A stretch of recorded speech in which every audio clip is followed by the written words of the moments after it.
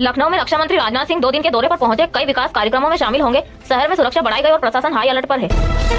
पुणे में शिवसेना, यूबीटी और एमएनएस के कई नेता आज बीजेपी में शामिल हुए। नगर निगम चुनाव से पहले ये कदम भाजपा के लिए बड़ा सियासी फायदा माना जा रहा है।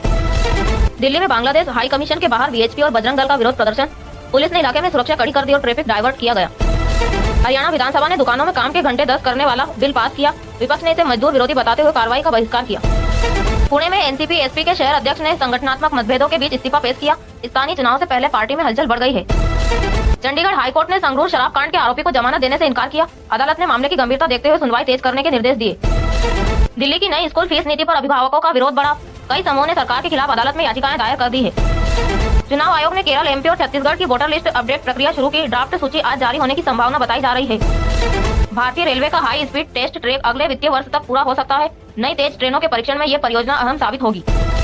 बेंगलुरु मेट्रो की येलो लाइन पर नई ट्रेन सेवाएं शुरू। इलेक्ट्रॉनिक सिटी और आरवी रोड के बीच यात्रा अब और तेज और आसान होगी।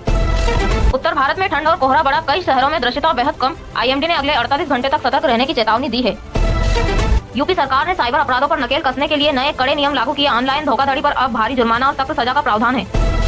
भारत ने श्रीलंका को चक्रवात राहत के लिए $450 मिलियन की मदद की। विदेश मंत्रालय ने कहा, यह क्षेत्रीय सहयोग मजबूत करने की दिशा में बड़ा कदम है। सोने की कीमतों में आज हल्की गिरावट, जबकि चांदी लगभग स्थिर रही। साल के आखिरी हफ्ते में बाजार में उतार चढ़ाव जारी है। ठंड और कोहरे के कारण उत्तर भारत के कई स्कूलों में आज ऑनलाइन क्लास जारी रही। मौसम में सुधार होते ही ऑफलाइन कक्षाएं फिर शुरू होगी। उत्तर भारत में शीतलहर और घना कोहरा जारी। कई क्षेत्रों में दृश्यता बेहद कम। यात्रियों को अतिरिक्त सावधानी बरतने की सलाह दी गई है।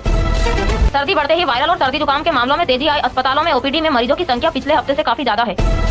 भारत की पड़ोसी देशों को मानवीय सहायता देने की नीति की आज सराहना हुई। श्रीलंका को आर्थिक मदद का फैसला क्षेत्रीय कूटनीति को मजबूती देता है। दिल्ली में हाई कमीशन के बाहर प्रदर्शन के चलते सुरक्षा कड़ी कर दी गई। भीड़ को नियंत्रित करने के लिए पुलिस ने अतिरिक्त बल तैनात किया।